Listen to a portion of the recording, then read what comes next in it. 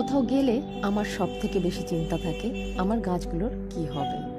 যদিও আমি ওদের নিশ্চিন্ত আশ্রয়ে রেখে গেছিলাম, মানে যা গরম পড়েছিল জানলায় প্রচণ্ড রোদ আসতো, সেই জন্য জানলা থেকে নামিয়ে ওদের অন্যত্র আমি শিফট করেছিলাম। বাইরের গাছগুলো বৃষ্টির খানিকটা জল পেলেও ঘরের গাছগুলোর জল তো এতদিন পাল্টানো হয়নি, তাই প্রথম কাজ হলো ওদেরকে সকালবেলা চা খাওয়ার আগে ওদেরকে নিয়ে বসে গেছি আমি। বেশ কয়েকদিন পর দেখা হয়েছে, তো তাই মনে হচ্ছে যেন অনেকটাই বড় হয়ে গেছে গাছগুলো।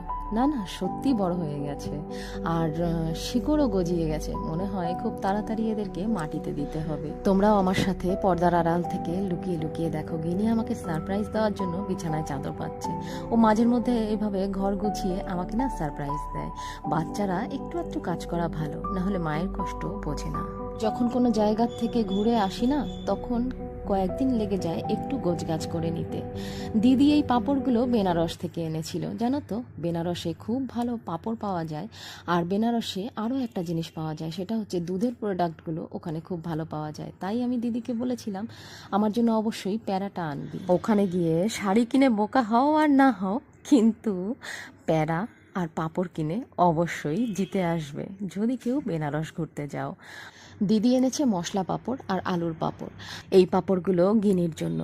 গিনির বন্ধু মানে আমার মা গিনির জন্য এই পাঁপড়গুলো বেশি করে কিনে পাঠিয়ে দেয়, কারণ ও এই পাঁপড়গুলো ছাড়া অন্য কিছু খায় না। তো একসাথে মাঝের মধ্যেই আমি এইভাবে পাঁপড় ভেজে কিছুটা ঠান্ডা করে তারপর কৌটো ভরে রেখে দিই।